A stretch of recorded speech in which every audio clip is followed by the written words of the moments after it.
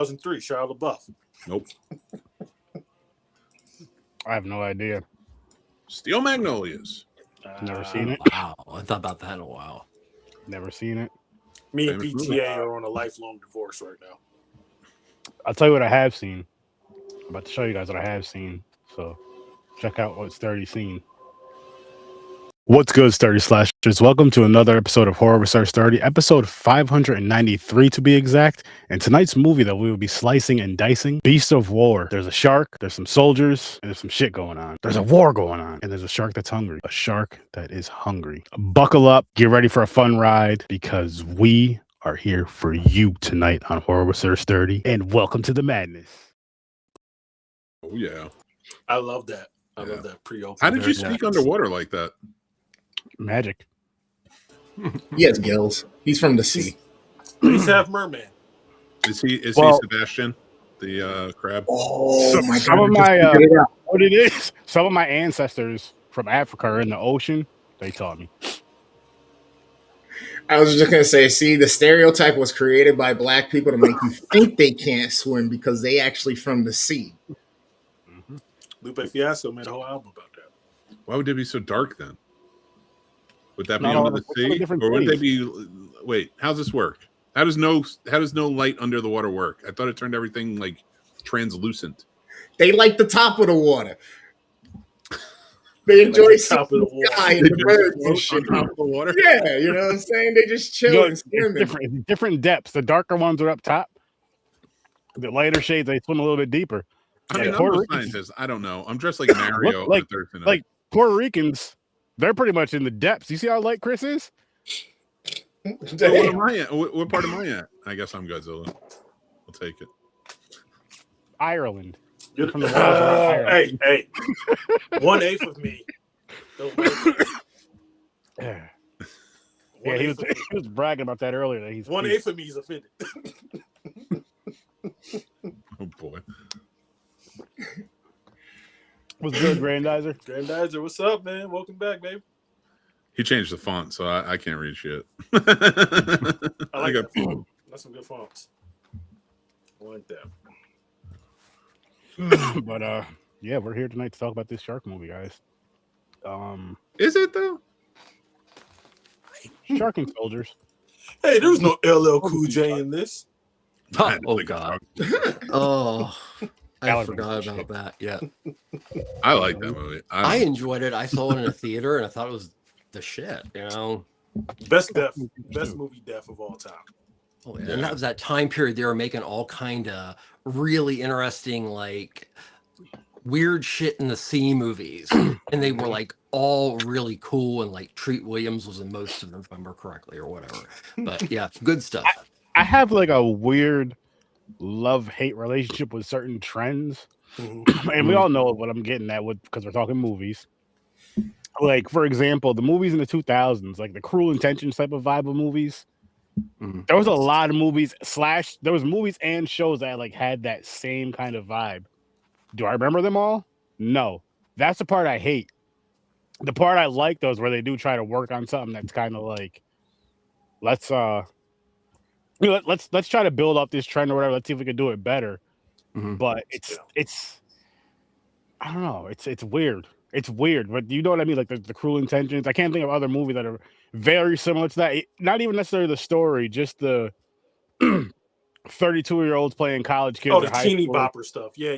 And The then wherever that drama goes for those, mhm. and the it's just ripping like, off kind of genre. yes, and it's Mhm. after like one or two come out, then I feel like that's like all that you get for that subgenre of whatever genre the film is, and I'm just like, Yeah.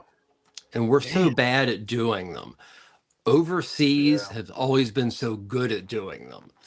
And that's, the curse of our abilities to try to rip off ourselves. Yeah. yeah, you're right about that. I really enjoyed this despite just like 2 or 3 minor gripes about it, honestly. Oh, Like I had fun. I was talking to the goddamn screen Mhm. the whole time. I had a good time with this movie too. I'm not complaining about it. I'm just I'll just saying just in general. I didn't see you complain about I it. can complain. But I was simply I voicing that I really had a good liked it. time. oh no, Yeah. I'm Go not. for I'm not. I talked about it earlier with you, Sturdy. It was a dull story. I mean, you can put a shark in anything, and listen, and the shark parts are going to be fun. Ah, man, I enjoyed the tension. I That enjoyed was- all those. I kinda I agree thought with that Michael was Padre. tension for what actually was the purpose of the film. Mhm. Purpose of the film was not the shark. The shark was, I mean,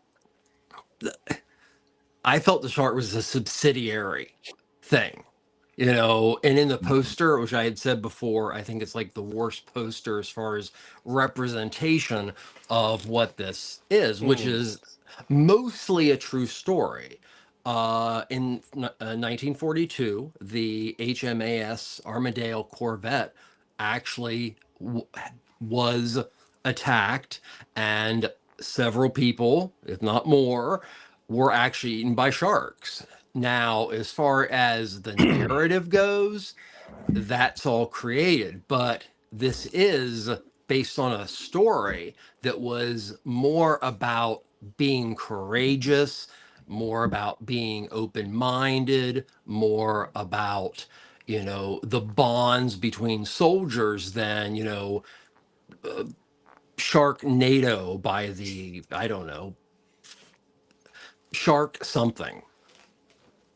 Yeah, this is I will tell you what, though, definitely our US protagonist, when it comes down to like Sharknado, and I'm just taking the first one, right? Mhm. I'm only going to compare like movies like this to like the first of if it's a franchise. But the Sharknado, Ian Zierling's character, for all the faults of that movie that were trying to be faults, they were trying to be that, you know, like really outrageous type of horror. He's a different person by the end of this movie. Mhm. Nobody in this Yes. movie is a different person by the end of this Noah movie. has an arc, yeah. And that is, and I was talking to Sturdy about this, where I find that's happening more and more in movies because people don't know how to write, because there's a traditional writing style and most people just write based on their fandoms. Mhm. And it just, we're losing the plot of people need to change in movies. Like what I thought would have worked better was the main character of Leo is fronted as the protagonist. He's got the haunted past. He understands the sharks. He's the one that saves the kid in the mud in the beginning. He knows the lesson already of like, be there for the person you're with. Mhm. I thought it would have been better if there was a sacrifice on his end. You know, maybe kind of how he started to do it with his arm getting, you know, I don't want to give too much away, but his arm getting ripped off. But I thought the other guy, I think his name was Dez, the antagonist in the film, rather than sacrifice himself, it would have been better if he had changed in the end and became the antagonist that saves the other guy and gets them out of there. To me, that would have offered, the entire theme and point of your story finally sank. We get it. Didn't that happen though? Because he said he felt bad for what he did, and then his ultimate choice at the end was over his comrades, his boys. You know what I mean? You're absolutely right. Yeah. But that's dialogue. Show it to us. Give us the action. And that's the problem I have. Like, this is an action movie, technically. Like, show us. Like, yes, he does sacrifice himself in the fight and blows up the thing. But there's no real change. He's not a different character. He explains himself and then he decides to sacrifice himself. But that's not, like, that's too quick. I feel like he should have been the one to change. Then don't get me wrong. Do all movies have to be like this? No, Indiana Jones doesn't change shit. He's exactly the same in the beginning than he is in the end. But the world around him is changing. You could do that too. But this was a personal story. And I liked Leo as a character, the main guy. I thought he was a great sort of protagonist to carry the movie through. But if they could have had more interactions between him and the other guy where it was naturally turning, he started thinking in a different way, he started maybe realizing what Leo is by his actions, and then Leo dies in a sacrifice, and that leaves Dez to step up and finally make a full change. Now, you know, tell the story you're going to tell, which they did, but then lean into the fucking shark stuff more. Because that's Leo's story with his brother, which I'm presuming was his brother. Could have been his son or something, but I was presuming like his little brother. But we didn't really get any closure there. Yeah. Why? Because he defeated the shark. He overcame his trauma. He was pretty well adjusted to his trauma the whole time. Actually, he was the most adjusted person on that day, whatever the hell they were floating on. He's the one that freaking. Which actually, before I go on, He was the Quint and Hooper character in this. Let's dive into ratings really quick, and then we'll go on some more with this. But Mick, what is your rating for this? I give it a 6. It's worth a watch. 6. Like Monster Island, which came out from Shudder, which is similar in tone. It's based on World War II. We watched it last year. That had a better story, in my opinion. There was actual change between the characters and what they were going through and having to work together.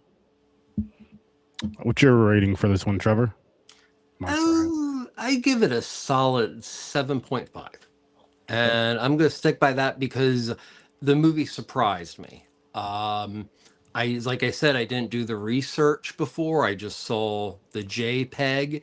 And with so many shark films out there, I just assumed automatically that, as like I said before, it was going to be an attempt at, good product and sharks in various forms made into like head cheese. But this actually was good. I agree with Mick on his changes to the story 100%. But I do think it kind of, and I know you don't like me comparing things, and I'm only comparing it based on like tension and as far as group dynamics, is it kind of reminded me of Dog Soldiers, except there was a shark and that was the immediate threat, but the actual immediate threat was everybody that was in that unit, because you're told, I mean, it's like bam over the head, let's be honest, but right from the start, oh, these two people get to go and chill out because guess what? Somebody went back for their fellow soldier. Otherwise, you just do what you need to do. Is that a bit heavy-handed throughout? I will agree. But I think for, a shark movie, this is one that you could put yourself on autopilot and not feel any dumber for finishing it. You know what? Dog Soldiers was a good comparison. And actually proves my point. Because think about Dog Soldiers. The main character in that. Complete change, 180. He didn't want to be a part of the special forces. He hated being a part of it. By the end of it, he realized how important they were and how important that unit is to each other. Mm-hmm. An actual change goes throughout. And I thought it was kind of funny that he didn't want to kill a dog, and then by the end, he killed a bunch of dogs. But that's just that is more on the comedic side. But yeah, no, it's but it is a good comparison. Again, I liked this movie. Mm-hmm. I just thought challenge yourself to do better in the story.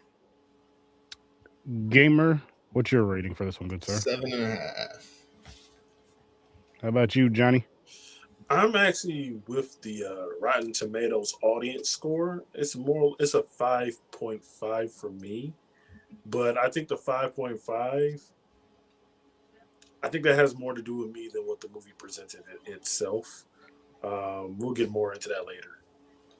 I'm gonna give it an overall. I'm gonna give it a 7. Wasn't sharky enough for me, but I do agree with what everybody said. I do agree with what Mick was saying about the story. They could have definitely added some more depth to the story. And it's not even like it's a big thing they have to change or make the movie any longer. It'd be the same length, and like you said, having the guy sacrifice himself like he did, but maybe even instead of him just losing his arm, maybe losing his life. And seeing growth again, piggybacking off of Mick, seeing growth throughout the characters throughout the film, from beginning, middle, and end. You should see some growth, and for the most part, everybody was the same. And I understand that there was during a war and all that other stuff, but still, there's like some things that would kind of change after a while. I feel, especially after going through a traumatic experience, not like that, not only a war, but then it's like your ship sank, you're floating on some shit, and there's a shark right here. So it's like that right there, and helping each other as much as they did when they did, except for when the one guy was bleeding out, the dude just pushed him down. I'm not gonna lie, it was cold, but at the same time, if it's like this is the only way I'm gonna survive, and he's fucking drawing the shark to both of us, there's no sense in both of us going. I'm not gonna say I'd push him, but I mean, if it's like getting to the point where I'm struggling to get back on board, you know what I mean? Get on the thing or whatever, from swimming back up, I'm gonna let him go. Is what I'm saying. I'm not gonna sacrifice myself if it's like me or him to that point. But I am gonna try to save him as best I can. I'm not gonna do what he did and push him away. But I was like, that's fucked up. But I wasn't like upset with him. You know what I mean? Because I'm like, I get it, and I know how we watch these movies as people, and you're like, oh, if I was there doing this, I would have did this, that, and the third. But I'm just thinking, in a situation where a fucking big ass shark is coming after me, I'm not gonna lie and say, yeah, man, I'm a fucking Aquaman this shit and swim and then fucking punch the shark in the nose. Some dumb ass that you know you're not gonna do or be able to do. I may freeze up, shit on myself and drown. Who knows? Like you might just go in the shit shark yourself and then let them eat you. Like It's welcome like to public- the sandwich, shark. It's like public doors, just push, pull, and away. Yeah. Listen, I thought it was an effective shark movie. I thought they did a good job. I like the fact that they're playing up that because this happened not to only one. Like Indianapolis went down and they had a shark night. Like there's a lot of ships during World War II in the Pacific that went down and they were eaten by sharks. Yeah. And nobody found out until nobody found out about the Indianapolis Until until Jaws came out. Jaws told a lot of the families that lost people on the Indianapolis about that story. That's something that could have been incorporated in this movie right here.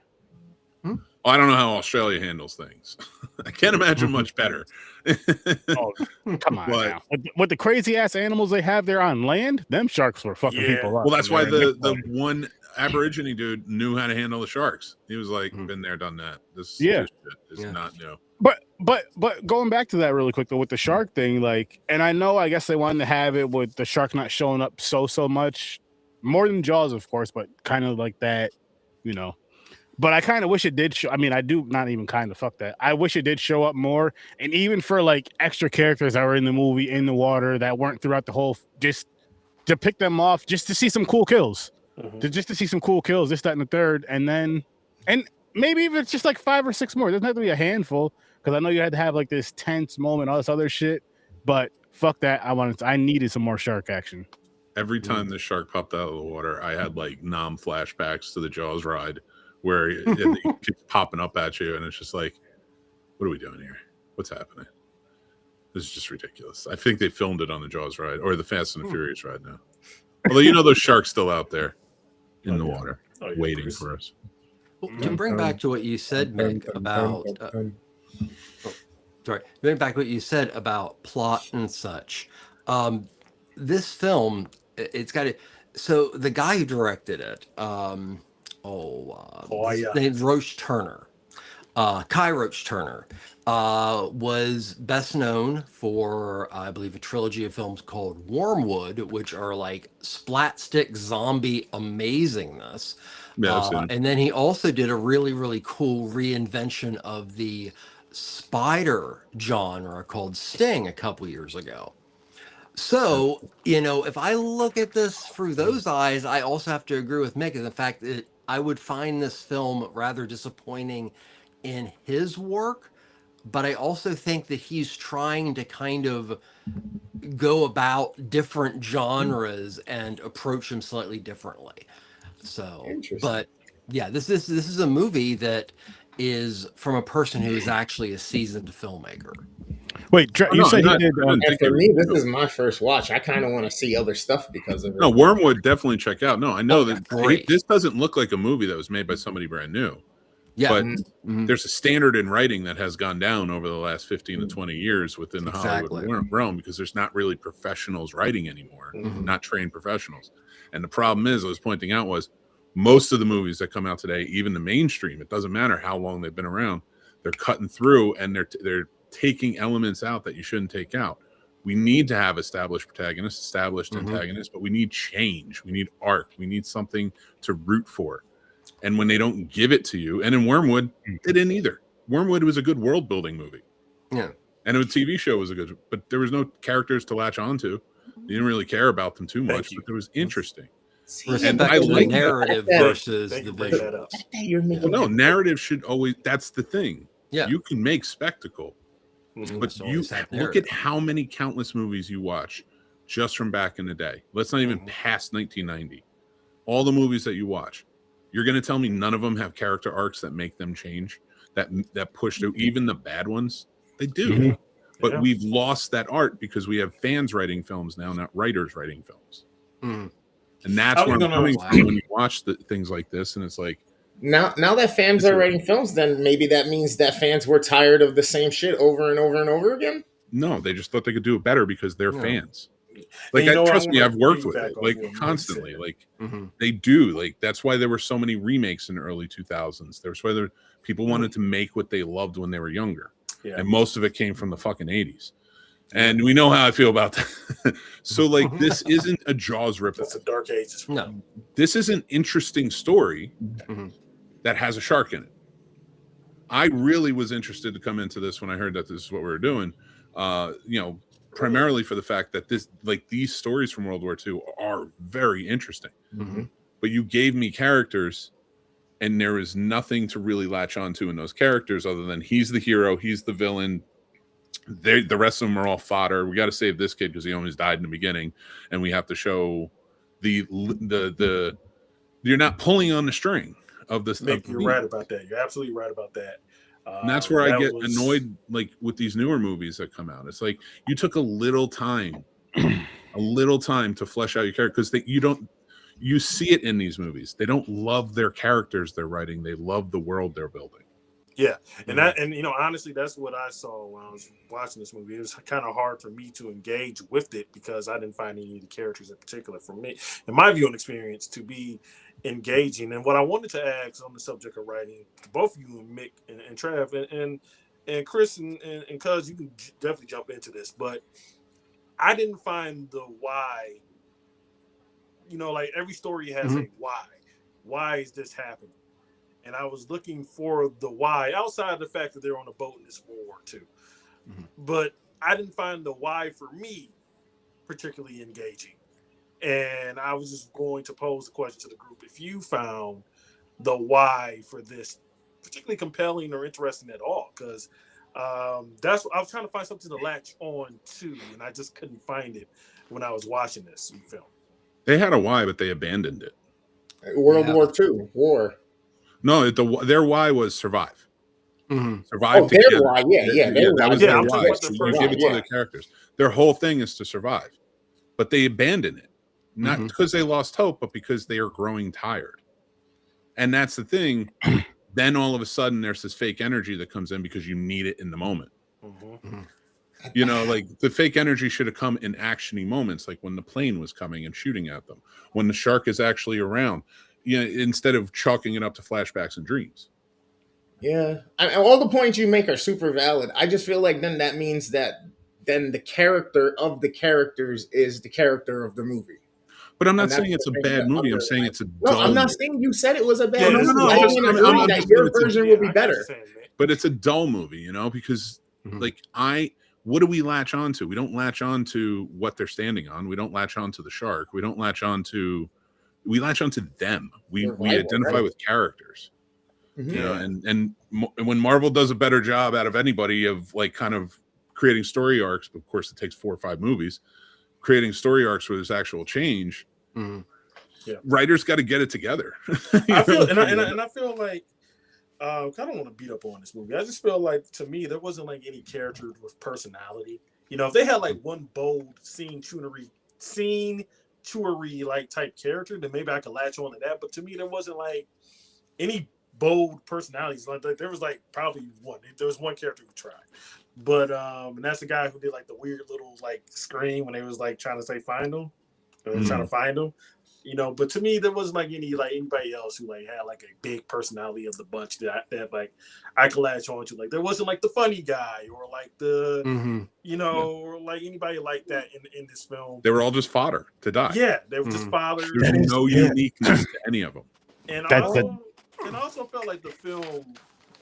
One was a tonally for me, douchebag, one was super the nice. film was clashing for me tonally because like I feel like they wanted to be a serious movie, but they were marketing it as a B movie. So I went into it expecting a B movie, and then it just like it was just like a clash for me, and that's why ultimately I gave the score to that I gave. And also I don't know what budget they were working on with this film because I could tell like some scenes were like too dark. It was hard to tell, and that's how you try to mask the limits of the budget. But there's some scenes I couldn't. There's some creative filmmaking techniques to this. For me, it was, and I understand it's nighttime. I understand it's the ocean. I understand it's dark, but I still feel I feel like the lighting was still bad for that. Like not even too dark. It was just like a weird kind of. I don't know how to explain it really. I don't agree there. I thought the lighting was interesting. I agree too. The fog scene was the most for me that I felt like it was a bit off with the exposure for it. But other than that, you can get dense fogs in the ocean. I get it. It just seemed like it was super like bright. You know what I mean? One of the things that kind of worked about having them on that vessel was the fog. The fog added the claustrophobia that I would say, and this is an extreme example, but what Caves added to claustrophobia for Descent. Huge difference there as far as films, but how those are used. So the fog and the impending fog was that doom and claustrophobia. But they didn't expand upon that either. I feel like I agree with you a lot about the fact that, so this is a very distinctly Australian film. And most of the characters are flat out archetypes. Now, we're so used to films, especially with groups of characters, these archetypes are in our face. But the goal is for at least a majority of those archetypes either to change, develop. You play with the archetypes as the story goes on. In this film, as I agree with Mick, that's where it drops the ball. Yeah, it creates no individuality. Exactly. They just make them all look different. It's like, well, I feel like it makes you consider their choices and like, damn, why he's such a douchebag. You know what I mean? What leads then to him, his arm being bitten off, and like, it's like, I should probably just be a good guy. Look, the good ones from the beginning made it to the end. They're fucked up, but they made it. Yeah. But think about it from this perspective too. Think about the dickhead. I think his name is Dez in the movie. Dez. Yep. Imagine he is at odds with the protagonist Leo the entire time, right? He's always arguing with him about something and fighting. Now imagine that going on, but little conversations here and there. They're getting to know each other and they're building off of that and they're getting closer, realizing that they have to depend on each other. And Dez is starting to get it, what Leo is trying to get through to him.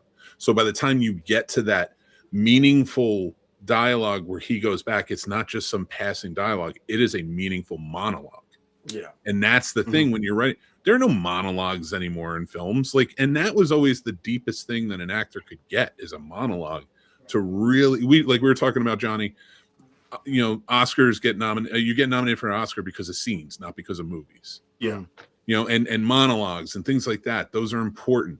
They don't exist anymore. Yeah. And or like those scenes that really drill home the themes of the movie, stuff like that. And like we talk about a lot of great movies that like came over the last year alone. Think about all of those. One Battle, Sinners, Marty Supreme, things like that. They change every single one of them, and they change drastically by the people they meet because each one of them has an individual personality that is going to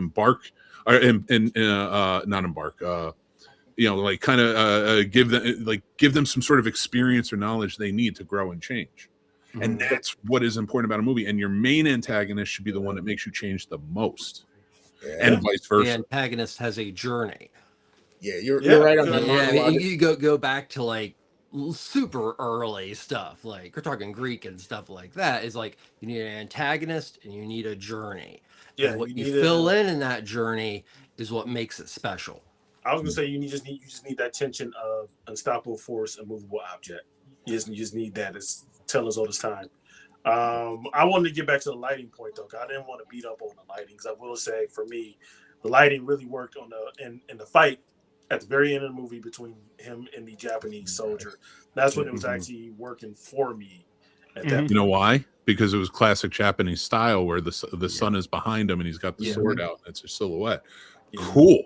I like the lighting in this. Oh yeah, it's cool and it adds a flavor. Like that is a Japanese pilot there, and the reason you know that is because you've seen it in Japanese films before. There's influence there. Yeah. The other lighting definitely it touches down on Australian exploitation. The reds, the greens, the things like that. And being in the water, the shark looks like a piece of shit.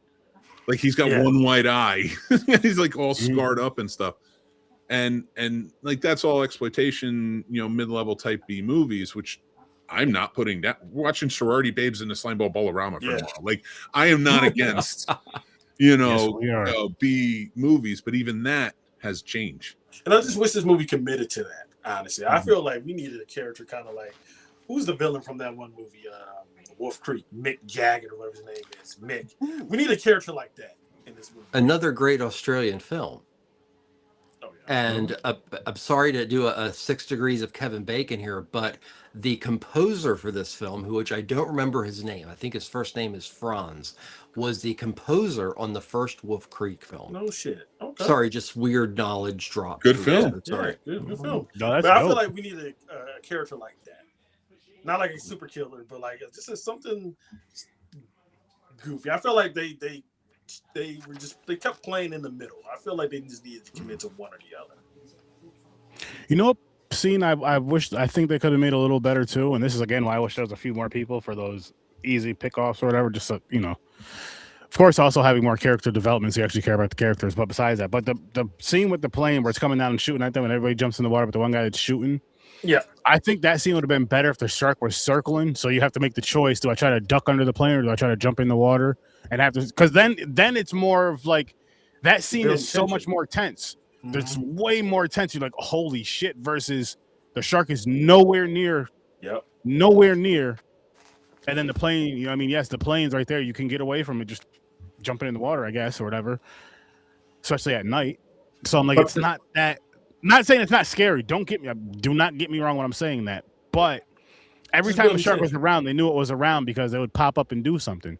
Yeah. But it was coming. They heard the horn that was stuck to its fin. So that's why he made the decision to grab the gun and start shooting at the plane. They jumped in, and then Homeboy decided to be a dick and push the other guy off to the shark to save his ass. Yeah. Okay. I didn't really catch that, but okay. Which again, by the way, I'm not saying that the change has to be the antagonist becomes good in the end. They could have easily sacrificed him, killed him in some way, and made it, but there still needs to be a change. Yeah. There has to be something, that his journey is just he's been a dick the whole time and he killed people. Or he left people to die. Yeah, because at the end he was towards the end or at the end or whatever. I remember he was like crying or whatever, or whines, I killed him or whatever. And I'm like, there still should have been something more to that than just deeper. You know what I mean? Yeah, they were trying to give us a monologue, but like Mick said, for some reason, dude, like to add to what you were saying, monologues, it almost seems like it's become a trope or a stereotype, and it's mocked usually, especially in like horror movies or superhero movies, superhero. Yeah, you know what I mean? Like, okay, here we go, and then the starts talking. Yeah. If you hand me the script and you're like, hey, what would you do to make changes to this? I would say, all right, take out all of the soldiers. They're the only 2 that survive. And now they have to work together to survive. They're the only ones on that wing. Movie. Like and then what you could do is maybe in the beginning you think others survived, and then you slowly find out that they're going mad. Maybe they saved, pulled some people up, and you can play with their heads a little bit on that. But those 2 being stuck almost on a deserted plane or a piece of ship or a boat or something with a shark circling and fighting, that could have been interesting. Because now I don't have all this other like, all right, well, here's the horror part. They can kill all these other guys that don't mean anything and have no impression on me whatsoever. I got a quick question for all of you. What? Am I the only one who immediately, when the guy started howling like a wolf afterwards, and he said the next dumb thing, immediately thought, let's just throw him in now? Yes. Yeah. You're not alone, buddy. Oh, I shit. did want when he was Jackie Channing across the water onto different things to get to the boat. I was like, first of all, too convenient. Secondly, I want you to fall. Like that would have been funny. Technically, he did when he was like, because he said my feet aren't going to touch the water. It's the first thing he jumped on, his feet went right into the water. That's true. Mhm. Like this ain't going good from the start. No, yeah. You should have just said I'm not going to fall all the way in the water. Not my feet ain't going to touch the water. That was just like, yo, that's some My bullshit. fight ain't gonna touch the water. And the shark can run into the thing that they're on and knock them off, but it can't run into the barrels that he jumps on.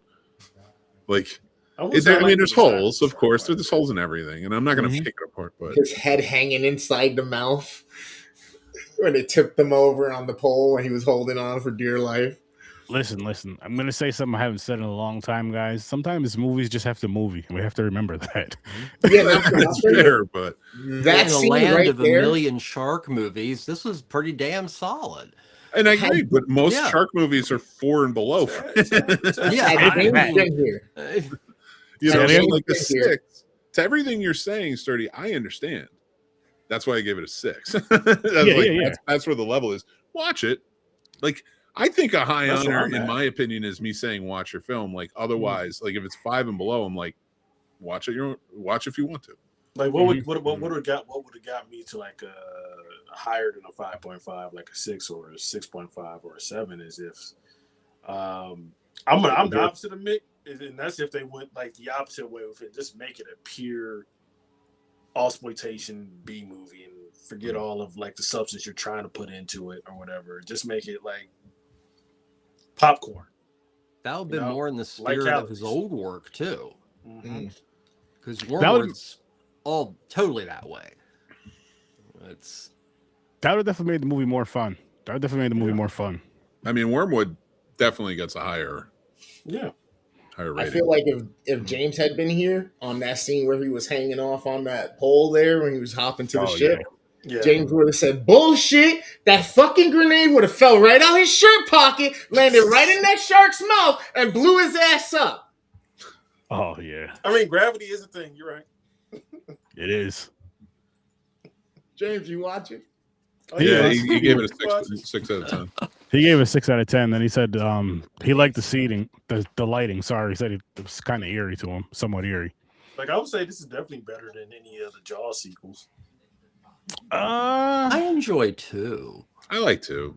I think part I like 3 is Roy my favorite. Was Scheider. it part? Oh, I forgot Which one because did I fall when we asleep did 3 had Dennis Quaid in it. It was 3D. there was something. No, it was 4. part 4. It was 4. It was Jaws 4, not 3, because 3 was the. No, 3 had Quaid, 4 had Michael Caine. Michael Caine. That was so bad. Yeah, because they worked at SeaWorld, and Dennis Quaid and Leah Thompson. Yeah. That one.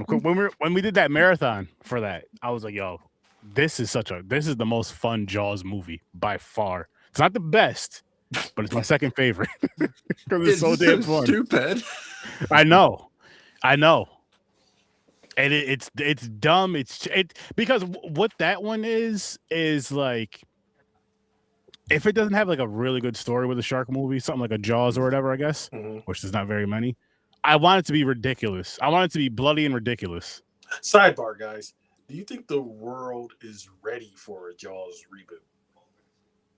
I think we're in a world that I think time. that's being done on a regular basis, especially now that we can upload things like that. Mm-hmm. Except nobody's doing it to the quality of Jaws, which goes back to the simplicity yet beauty of its narrative. Mm-hmm.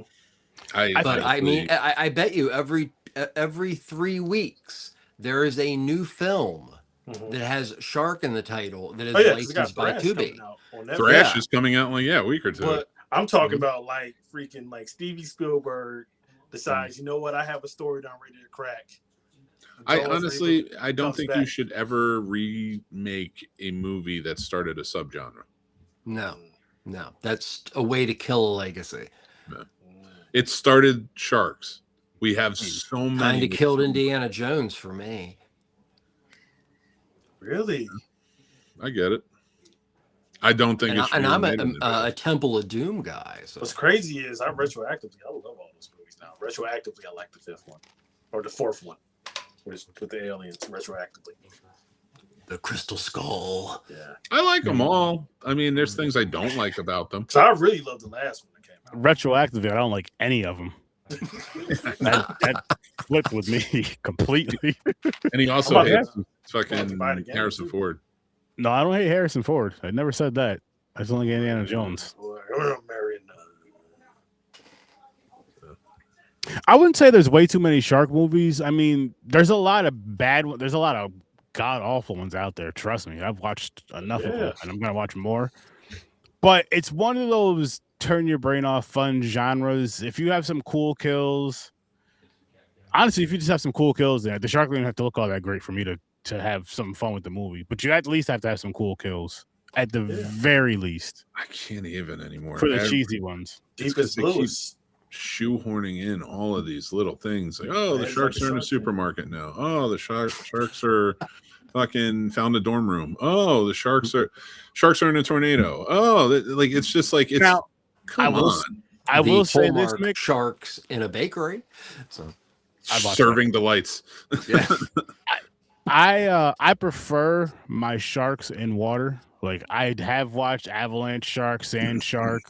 I still have to watch Shark in a Cornfield, but I prefer the aquatic. I prefer the aquatic shark silly movies or good movies, whatever the case may be, because it's one of those things that's an actual fear of mine is the ocean. So it's like you take a shark out of the ocean. It's just Can we get a fucking sea No. serpent at some point? Can we stop? with the It's not a sharks all biped that or much? quadruped. You just take it out of just kind of lays there and goes. Like, damn. They make killer shark or killer whale now too. Took them 40 years to fucking remake that shit. Are there killer lobsters or crawfish Orca. or anything? Well, You no, know, Killer it's Whale was a movie awesome. that came out this year and it was We know, terrible. well, you know, orcas are monsters, so Oh yeah, Yeah. and It's that- about- I mean it's about Richard time. Harris drunk off his ass in that film is About time. brilliant. love Orca. Love Orca. That's actually my favorite aquatic horror movie. no, I'm saying in real life, whales are assholes. Oh, yes. Monsters in real life. Great documentary. It was about SeaWorld and the how volatile the I know exactly orca what- were. Yeah. Yeah, it's called Free Willy. Free Willy, yeah. Yeah. Talk about an amazingly unfortunate name for a film. Free Willy. That film came out, Mhm. and that was not. I saw an ad for it, and it goes Free Willy, and the first thing that went into my head when that film came out was not a damn whale. I'm like, Well, let me tell you. this is like Okay, this they is about a call it penis. Free Willy. Let me tell you. Mom, this movie's called Free Willy. Why is Free it Willy G? has one of the best Oh my Michael God. Jackson songs of all time in the credits. So. Yeah, they had to superimpose the fucking Shamu in there because Me home. Originally, it was Can't have a supposed to dick John jumping over Hurt. a kid. Passed away, so. this isn't the island. You can't have them dicks jumping over kids. You gotta put Shamu in there. That would be a good category. Wait, whoa. Clean that up, Johnny. The Clean that up. penis No. subgenre? I'm talking about the whole category of Nick Manhattan's Temple of Doom movies that get lowest ratings. That's why I'm saying you. I like That's why Temple I'm of saying Doom. you. I love Temple of I Doom, like yeah, Temple of No, Doom like that's more than one of the anything. That's why I said you had to clean that up because you Oh, said yeah. that right after Mick said the wild shit he said, Oh, and then you're like, "Oh, that would make a good category." I'll tell you, there was a TV miniseries that came out in the 90s with William Peterson. I think it was called The Beast. And it wasn't like a shark movie, it was like a giant squid movie. And it wasn't it the Benchley? yeah, one it that was he based did? on Peter Benchley's It was The the Beast. miniseries. Yeah, yep. It was awesome. Right? Like I liked Yeah. that one. It was fun. It was interesting. Like And the- Benchley again, wrote Jaws. Yeah, So it yeah, was like basically. perfect timing. yeah, no, I like that one. I'd watch Temple of Sexual Doom. Don't put me in your box. Hey, Cool. if Jess I Franco was alive, I'm sure he would have made it. So That's one. That's true. Simple. Shia might want to do it. You never know. Oh yeah, Shia. Yeah. That's what he He's not calls it, punching base- people. You know, he fights for honor. That's how he does. Yeah, fucking shark movies. I like. This is one of the better ones But yeah, for sure. it's right below Deep Blue Sea. And listen, they made movies about the Indianapolis, and this is the best wartime shark movie Are you I've talking ever about seen. Nicolas Cage joint? That was one. They did another one called The Night of Terror with Treat Williams. Mm-hmm. That was a TV miniseries back in the day. Because I remember after hearing that in Jaws, I was like obsessed with learning about the Indianapolis and what happened. Mm-hmm. And like, so when the movies came out, I would watch them. I wonder how They're not as good as this. Well, And some of the Italian shark ripoffs, like Shark Hunter and Devil Shark by Umberto Lenzi and If Steve you say the Mazza, has last a- shark, I'm kicking you out. Well, Oh, no, we that, did that. that. The Last Shark is a very special thing. I'm not even It going to is. talk about that. The Last But Shark no, was out my own. there are a whole bunch of shark films that were part of the horror boom in Italy in the 1980s. And actually, if you want to see some stuff that is both boring but actually creative, go with the Italian shark movies from the 80s. Okay. Oh, we did with Sturdy Enjoy last that. year. That shark. We I thought didn't you have a were ball. I thought you were gonna bring up the zombie versus shark scene from Zombie. Oh, I'll be talking about that actually later in the show. I think my brain built up a resistance and a defense mechanism. I don't remember. Yeah, Treat Williams does love Deep this. Sea Rising. Oh my god, yeah. Oh my god, that was a blockbuster classic for me back in the day. Which one? Deep Rising. Oh yeah, Great film. yeah. Man, you guys really like to put What great was the in front one of a that lot of was? movies. It was like a number, It was a great. and it was movie. about an There- undersea colony. Mm.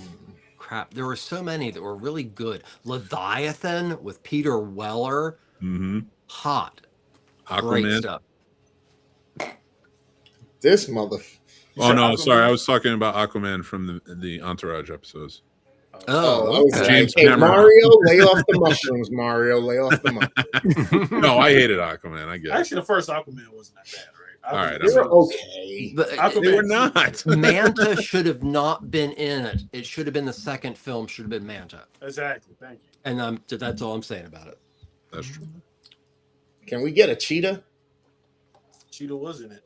Yeah. from DC? Should we make a the movie cheetah? about a guy who hides in a tree from a cheetah? Be the shortest movie. Oh, you're talking about like a cheetah horror movie? Isn't that Craven? No, the Hunter? cheetah like from DC. Yes, he was in the shitty Wonder Woman movie, the sequel. The Oh, cheetah. with the Kristen The Wiig. Wonder Yes, Woman it's Kristen Wiig. 1980. Yeah. Oh my god, Ugh. The I Meg. forgot that existed. Yep, Oh, yeah. John- Jason It's a- Statham kicking it's a megalodon. megalodons in the face. It's Megalodon. There's two great shark movies. There's Jaws and Shark And the Attack Meg. 3 Megalodon. And the Meg. You know who I am. You know what it the is. Meg. I'm a diver. I love Shark I'm a- Attack 3 with John Barrowman. I'm a Who had- diver. I'm a deep sea A little diver. wired. How about I take you home and eat your pussy? And then cuts right to sex scene, which we've never seen the entire fucking movie. For an hour and a half, we haven't seen any softcore sex. You see that? And then the rest of the movie, softcore sex. You see that Jason Statham's going back to the water now. Though he has a new movie coming out that takes place on the water. Then I quit. Yeah, He's going- Mutiny. Where Yeah, he's on a boat. he's back in the water now. I was watching the trailer with my wife, and I'm like, Jason Statham has another job. But you know what though? It's not. It's not. It's not, Fucking a, spy. it's not one of those movies though. He broke the formula because he's not like doing like a mundane job. He's not like a barista. He's not like. I hate to break it. He's just a regular cop who decides to get on a boat and take every. No. But it's not. It's not. No, Like, it's no. not like. Nope. Not Nope. believable. I just Okay. reject what you're saying. Do you guys know who the comedian Godfrey is? Yeah. I'm Mhm. okay. No, he does I'm a his bud voice, keeper. right? I can't bass. Bro, he was on a show with him there, and he was saying he did this pitch to him of Jason Yeah. Statham since he always has the coolest jobs. He said he wanted him to be a librarian. Yeah. It's like, didn't I Oh, tell right. you be quiet? Oh yeah, I seen that. Now I'm gonna have to make you be quiet. Statham. Stick with one job for more than a year.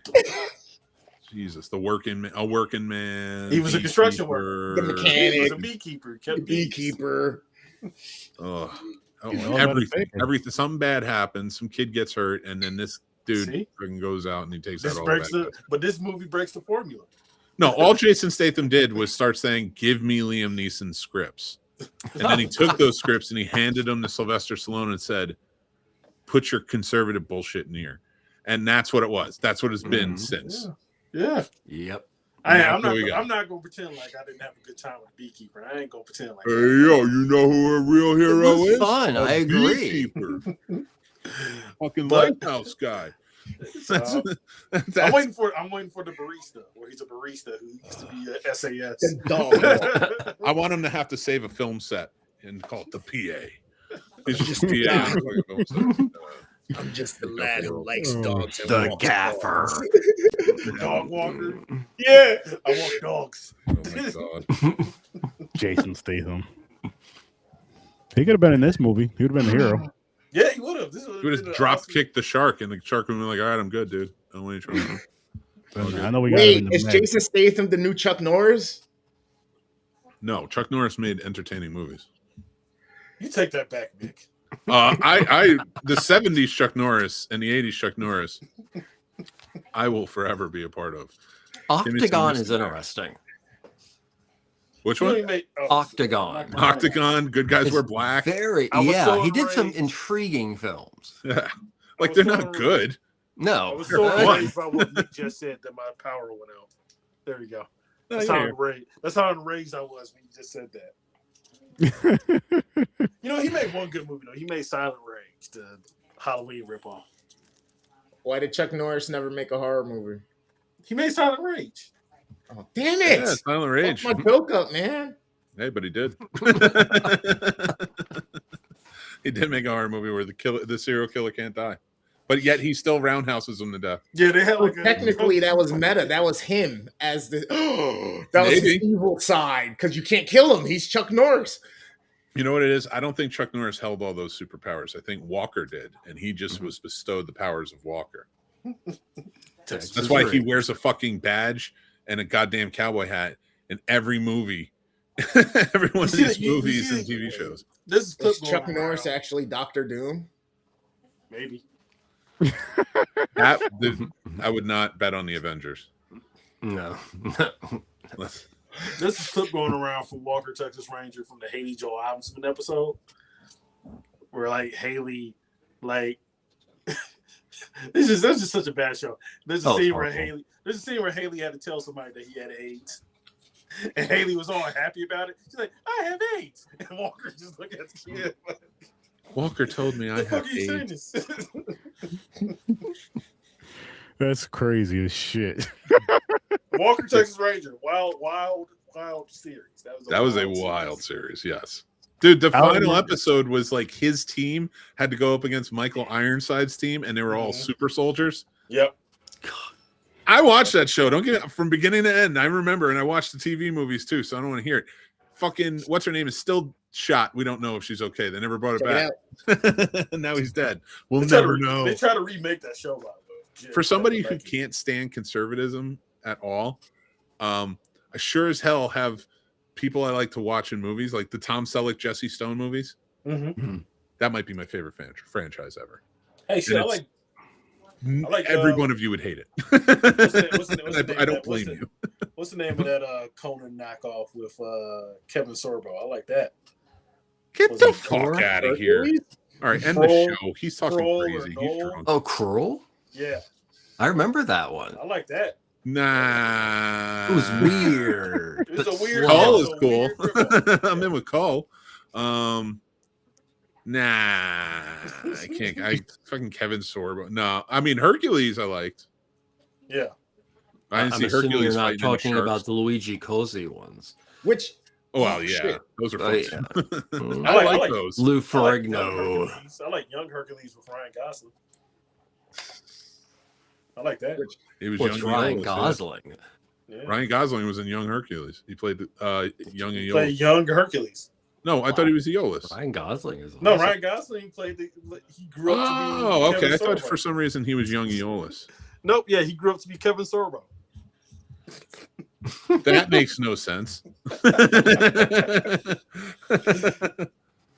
Oh, you're right. He was Hercules. Not that I thought you were wrong, but I wanted to see who played young Aeolus. Speaking of the Hercules era, I just learned something the other day after I watched the movie for Popcorn and Pints Mhm. for Eurotrip. So this Saturday, 8 p.m. we have Popcorn and Pints. We're reviewing my birthday picks, which are Euro Trip and Inside Man with Denzel Washington. And By the way, thank you. Fucking love love both the movies, but Inside Man watching That it was the just other a day, weird was- double feature when I I was wanted watching to it. fucking write Let you. me I explain. fucking love you. I was So like, that was supposed to be Inside Man versus The Score. mhm. But then I said, it's my birthday. I want to do something crazy. I want to have Yeah. a good time. It's Popcorn and Pints. What's going to get probably James and everybody else being silly? Fuck it. Euro Trip. Yeah. So I went with Doesn't know. Scotty I like doesn't it. know. Don't Which, tell okay. Scotty. So back to my connection to the Hercules. Fucking the mistress in the Club Vandersex scene is Lucy Lucy Lawless, Xena. Yeah. Yeah. Oh yes, dude. She's in everything, man. Her and Sam Raimi are fucking super I fun. fucking did not know that. She's in till Spider-Man the with other Tobey day. Maguire, the first Yeah. one. Yeah, she's Mhm. talking about his Yeah. ass. All right, I do Super want to say weird. one thing, and this enhances my love for Ryan Gosling. Dean O'Gorman played young Aeolus in the show, Mm-hmm. and I was just watching La La Land the other day, Dino's in it. and he is in La La Land as Emma Stone's like boyfriend before they get together. Oh wow. So that's a cool like, and like he doesn't really have any lines. Like he's just kind of like it's in the dinner scene. I just think that's cool. I think that sounds like a Ryan Gosling doing right by his friend. Ryan is just a shitty friend because why you put him in that piece of shit? Should have been a nice guy. Fuck you. I like La La Land. So did I think that's a good I'm an musical. only God forgives kind of person. That's a good one. That's the too. Gosling I like. Yeah. La La Land I is the love it. reason I like why them I all. watch Barbie. The Nice Guys is the reason why I watched Barbie. I became a big Gosling fan after Nice Guys. I didn't mind him on Andromeda, but you're right. And that was one of my more favorite ones. I like Babylon 5. Lex. Oh shit, you Sex just one. blew my mind, bro. I didn't ever make that connection. You know they had a crossover where Andromeda and Babylon 5. Holy fuck. They had a crossover where young Hercules Hmm. met future Hercules. Uh-huh. If I was young Hercules, I would throw myself off a cliff because I realized I grew up to be Kevin Sorbo. You remember who played the King of the Thieves? No, I do not. Bruce Campbell. Oh shit. And then he went on to do his own show around the same time. And that was Jack of All Trades. That Which was was a great I show. was He gonna was say the Bosco County. daring dragoon, a masked hero in the Caribbean during pirate times. taking me back. Listen, it's no Briscoe County Jr., but it's Flooding. I never watched that. I'm gonna have to dig into that. it's fun, man. It was a fun comedy. I loved it.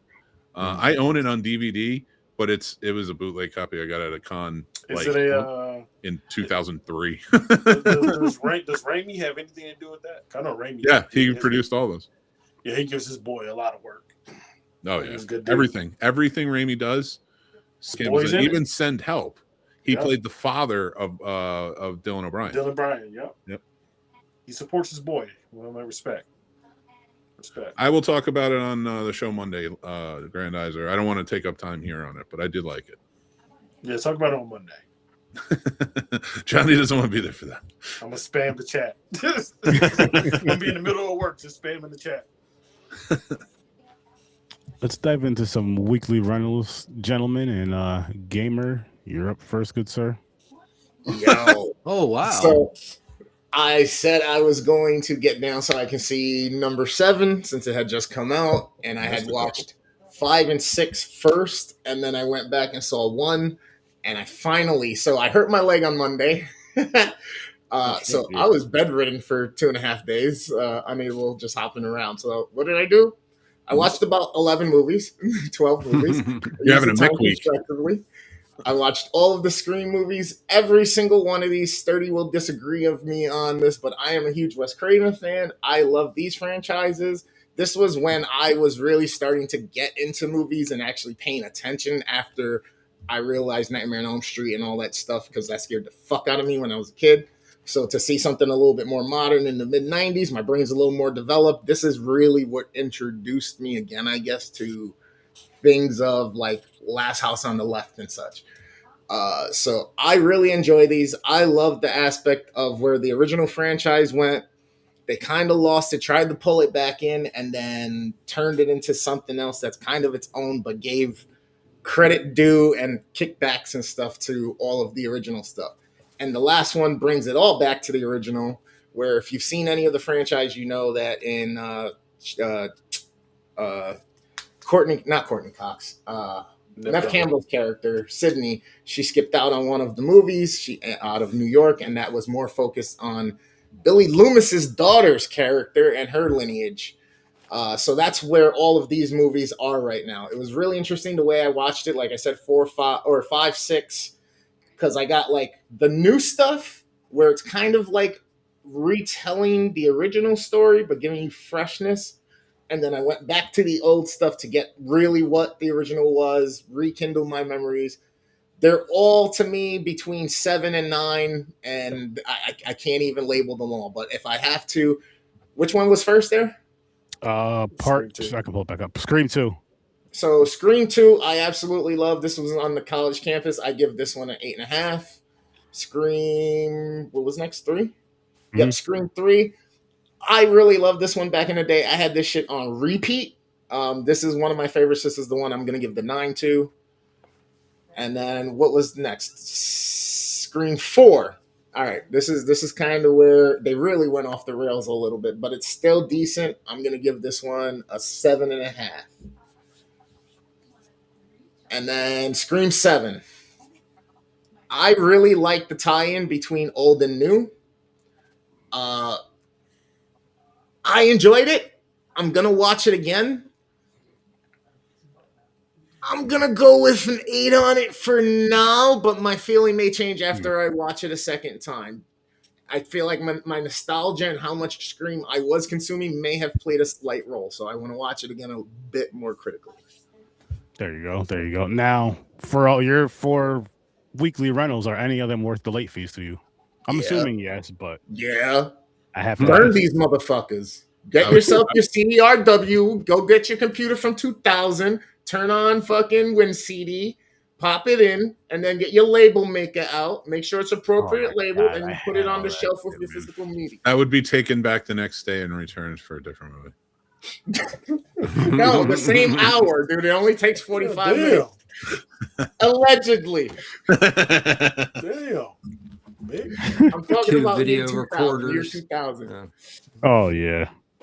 All right. So if you're Trevor, into that kind of thing. if you were into that kind of thing, it's a pass now.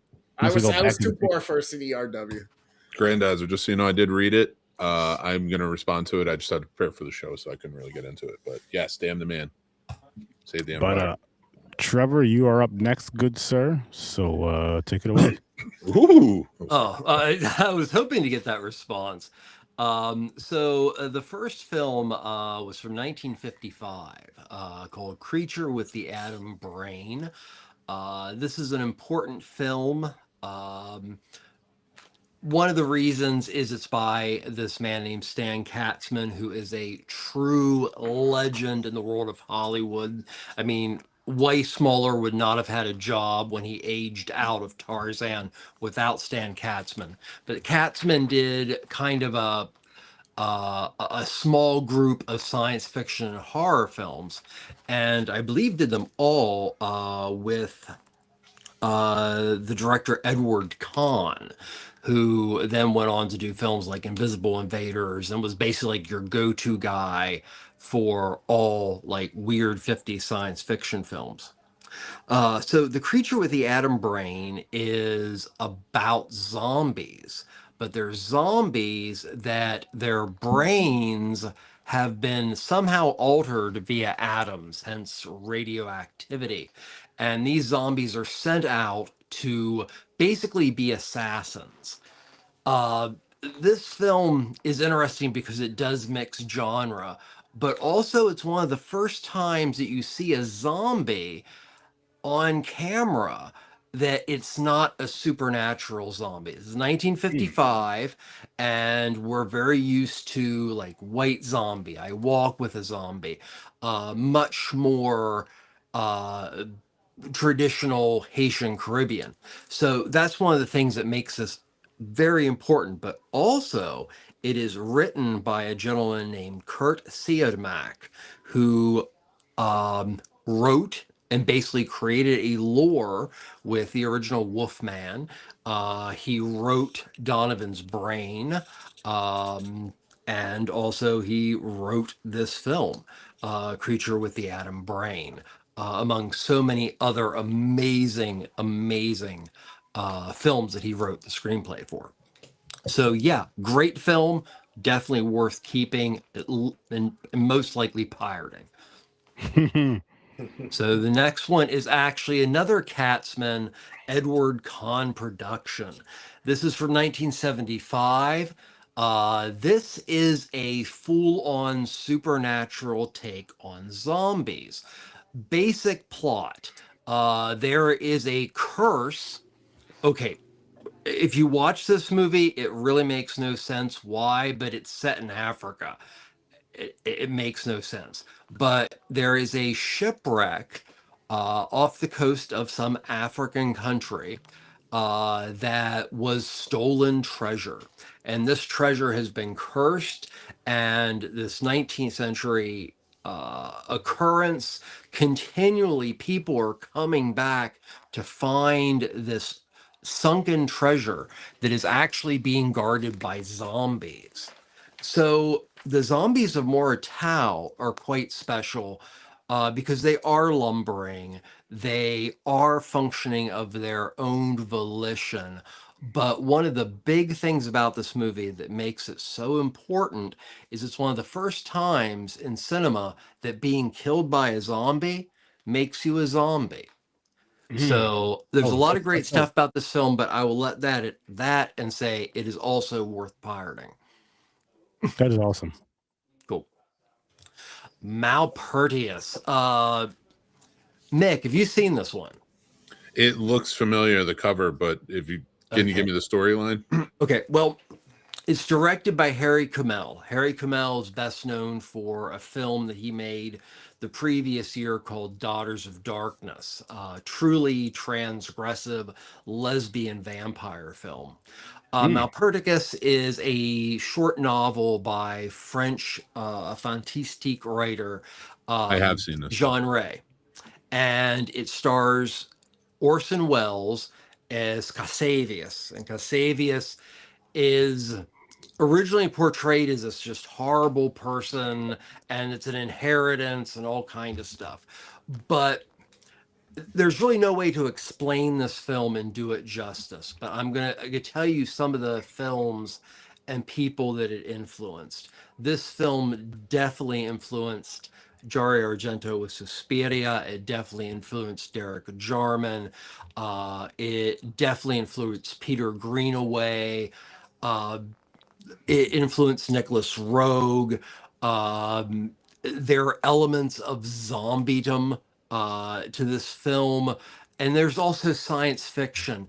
And also, I have to say, it falls very much alongside like Buñuel's Discreet Charm of the Bourgeoisie, or a film like Le Grand Buffet, because it's successfully a film about somebody who has traveled to an island and brought back the Greek gods. And because they're so damn greedy, they keep the Greek gods. And the Greek gods are actually their family. And this is their torture. He tortures the Greek gods to stay in Malperticus as shitty bourgeoisie.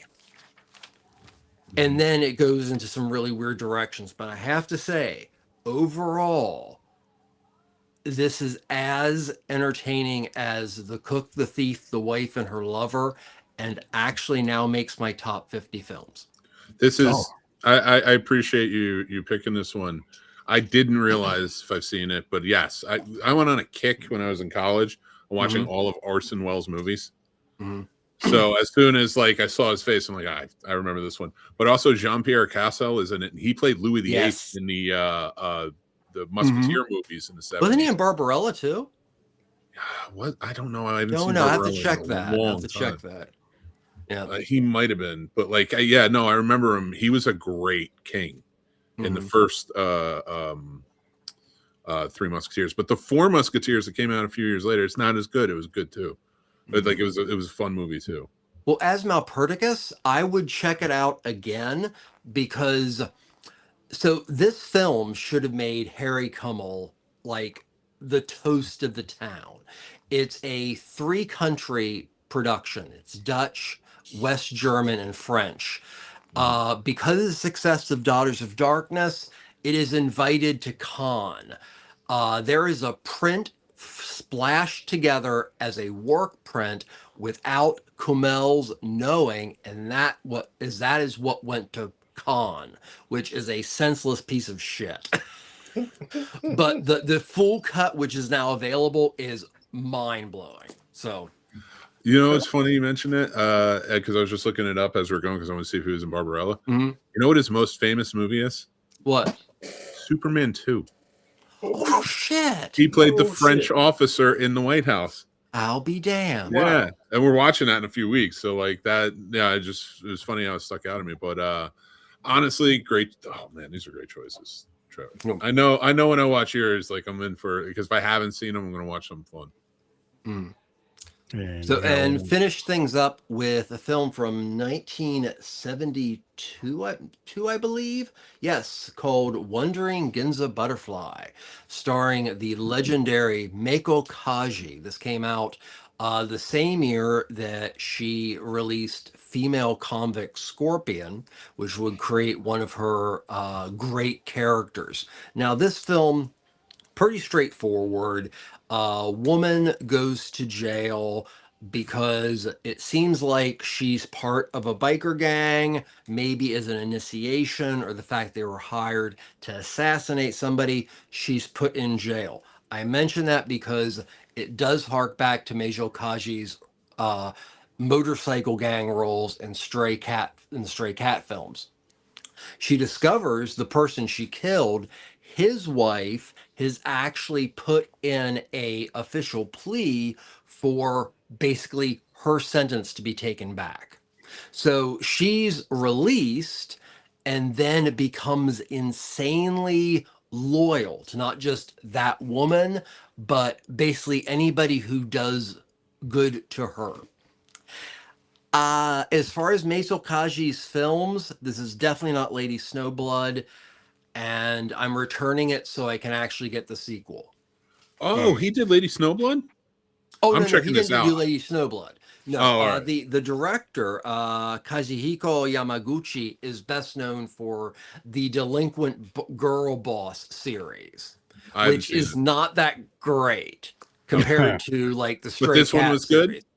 Oh, this is fun. This is definitely fun. It's it's a really good role just for Meiko Kaji. If you like Meizo Kaji films, if you like Snowblood, if you like Female Convict Scorpion, so many. So yeah, I would recommend it, but I'm more interested in seeing the sequel than rewatching it. I'm gonna do a first time Sturdovision family video thing and say I'm gonna come in and rent it right after him. Awesome. Okay, and one other little thing, and I feel horrible, I'm talking a lot. So Zombies of Moro Tau also is the first documented film of zombies, yes, plural, zombies attacking underwater. And actually, Moro Tau was very influential on Fulci's films. So just had to get that out, and I will That's dope. Finally show Nice. up. That's dope. Oh, dude, I'm enjoying it. Oh, hell yeah. And Johnny, you are up next, good sir. Okay. Nice. Yeah, okay. So we'll start with Mike, Nick, and Alice. Somebody's on Hulu all week. Yeah, that was a new Hulu film that came out in the last month. It's a crime caper with a little bit of time travel involved in it. Vince Vaughn plays a hitman, goes back in time to save his friend and partner, played by James Marsden. He's the titular Mike. James Marsden is the titular Mike. Vince Vaughn is Nick. And in order to save his friend, he has to stop his past self from being a fuck up. And it's a nice little crime caper. Honestly, it's one of those films that reminds you that Vince Vaughn is more than just the fast talking slick guy. He actually can act. And it was really good. There's like a scene that stuck with me that happens towards the end of this film that really displays his acting capability. That it's like I find to be haunting. Like it kind of haunts me 2 weeks later. It's a really just good display of his talent. Really good, fun crime caper time. And what we got there next there, cuz? What we got next? 1 second, good I think it sir. was Daredevil, right? Yep, Daredevil Born Again. Okay. So far it's 2 seasons of its run on the Disney Plus app. The first season is a little bit hit and miss. It's kind of a Frankenstein. They're trying to honor what came before, but they're trying to establish something new. So it's a lot of setting the table. So far this season, we're 4 episodes in. It is really good television. It's a wonderful allegory to what's going on in our real life. I know a lot of people try to use comic book films as escapism. I'm sorry, this is not it. If anything, you watch the show and you realize I really wish there was a guy jumping off rooftops in New York to stop what's going on in our real political landscape. I tried, but I fell. Yeah. That's the bad But it's a really good show. It's a really good continuation. It's like the Netflix show, but better. It actually has a budget, and it's actually not afraid to be a superhero show. It's inspired from the newer runs of the comic books by Chip Zdarsky. I recommend you guys to actually read some of those runs, especially the Mayor Kingpin run that this is based on. I'm not really a Frank Miller guy, so the OG Netflix show didn't really do it for me anyway. There's been better runs since Frank Miller, i.e. Brian Michael Bendis, who's from Cleveland, who's a consultant on this. Mick, as you know, I had to defend my boy against Rob Liefeld because Rob Liefeld wanted to talk some shit on my boy. And us Clevelanders, we stick together. So I had to speak up for my boy, Brian Michael Bendis. And like I said, Chip Zdarsky, they've had better runs. This is based on their runs. It's a really good show. Please hop on it. Episode 4 just came out. It's an 8-episode series. Really good. Okay, what we got next? Paradise is next. Keep it short and sweet. I don't want to know anything. I want to know nothing. Okay. Paradise. This is like one of those mystery box shows like Lost from back in the day, right? It's created by the guy who did This Is Us. And he also did Crazy Stupid Love and Focus, which is a really good Will Smith film. I didn't think that he had this in him. If you watch This Is Us, This Is Us and Paradise are vastly different genres, but somehow this man pulls it off. He has me crying every week. There's a lot of like time travel shenanigans in this show. Plays with time a lot.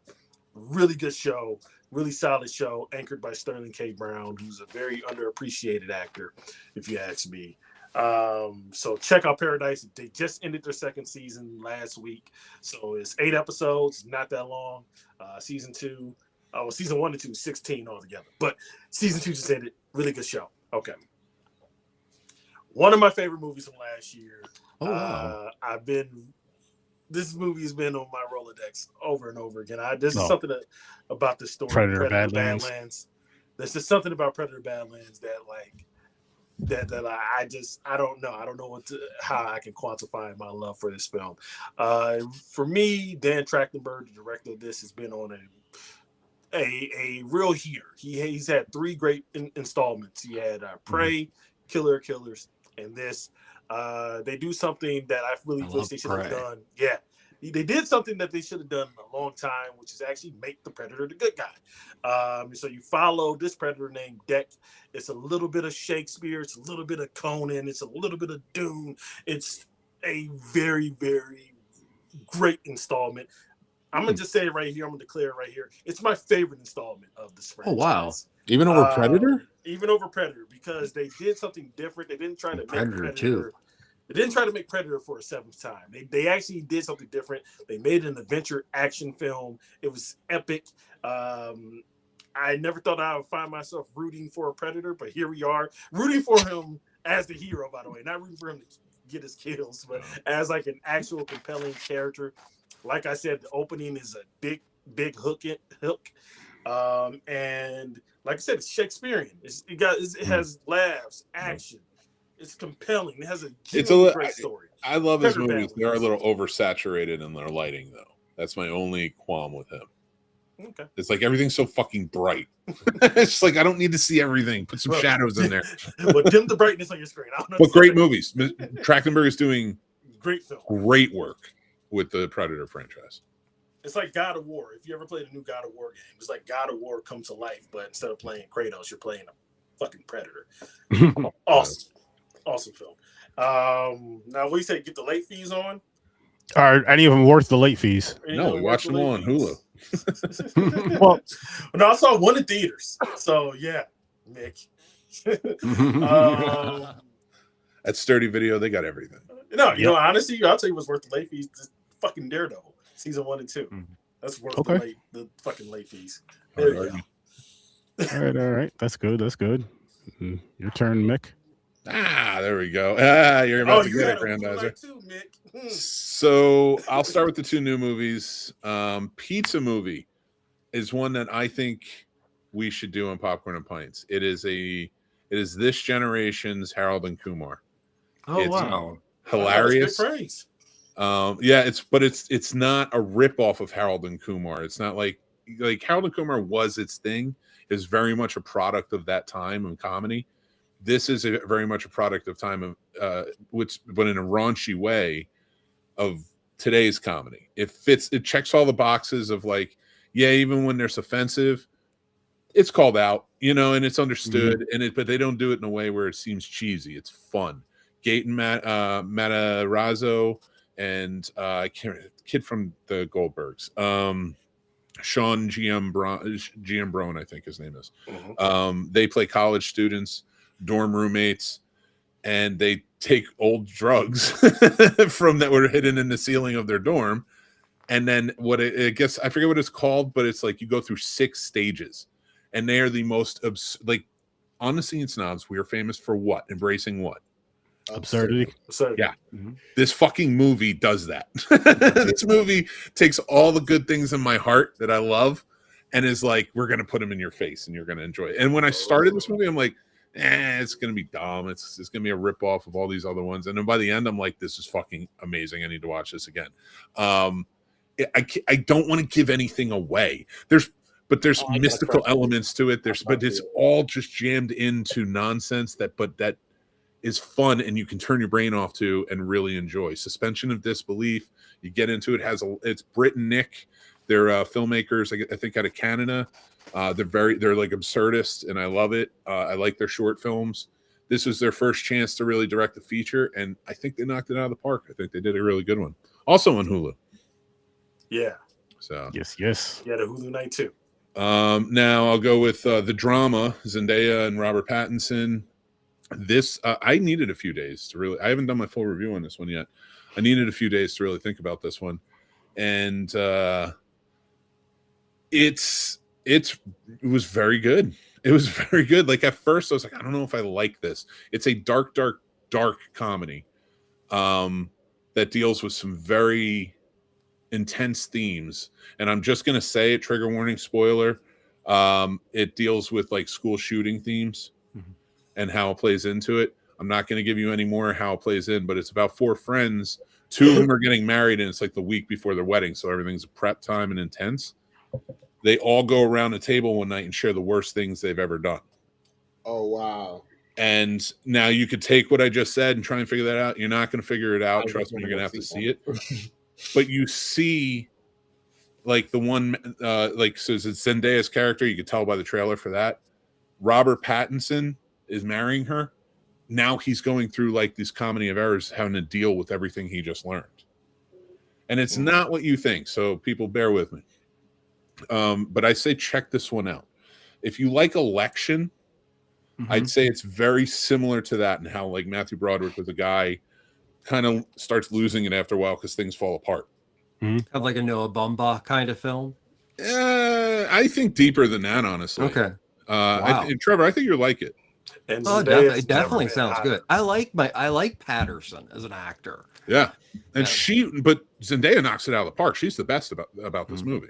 This is the hottest. This is the hottest Zendaya has ever been for me. I mean, yeah, she's beautiful. I mean, at this point, do we even have to say it? Like she's just a beautiful woman. But she deserves a lot of credit for her acting in this movie. She really holds it together. She is the sort of, I'm going to say, the victim of this. She's our protagonist. She is. In a big way, and the victim of a lot of things in this. But they handle the themes with surely. even through a dark comedy, they handle those themes maturely, and she carries it so beautifully. So I really give a lot of credit to how they made this, and the fact that I went from like a 2-star to a 4-star on this says something, and that's just about thinking about it. Mm-hmm. That's a bold turnaround, man. Yeah, and it was worth it. Once I started really realizing what they were doing and looking for like how it kind of played out and thinking about those things, I was like, this is smart, and I think it was a good thing to talk about. Also, I never realized how much Mario's hat looks like a Yahtzee hat. So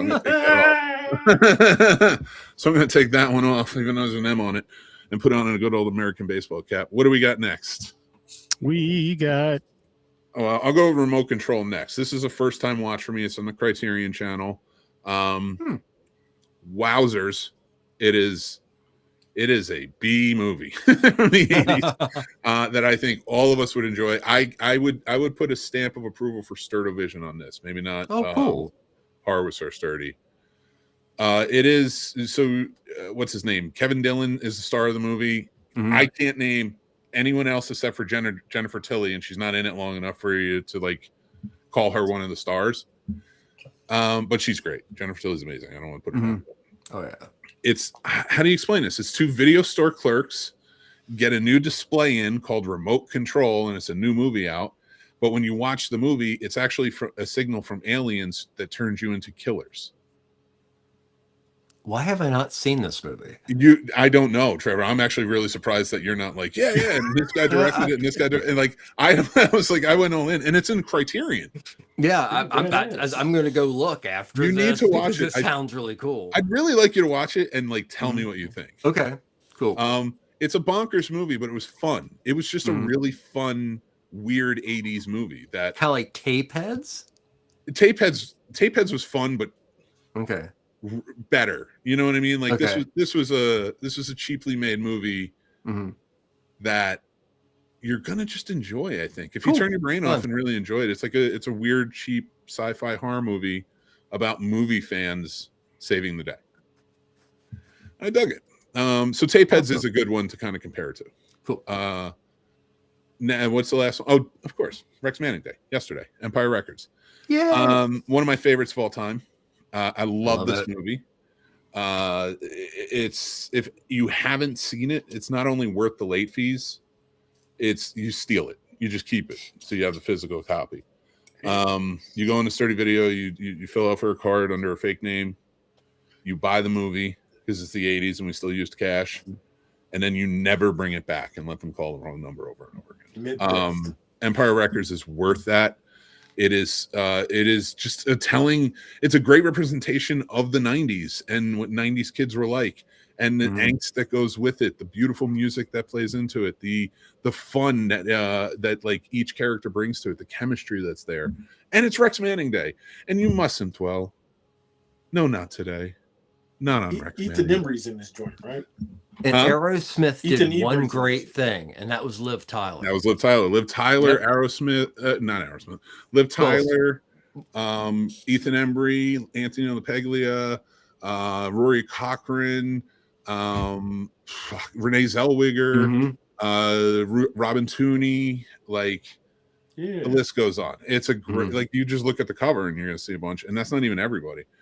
This was just It's a about really record store. great punk movie from the 90s that you're gonna enjoy. One of them hangout movies. Okay.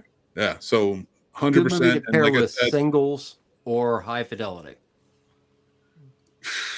dude, I mean, this is definitely like if I made a playlist of those types of movies, those two would definitely be on that playlist. Awesome. Yeah, and Empire Records, if you haven't seen it, I urge everybody to see it.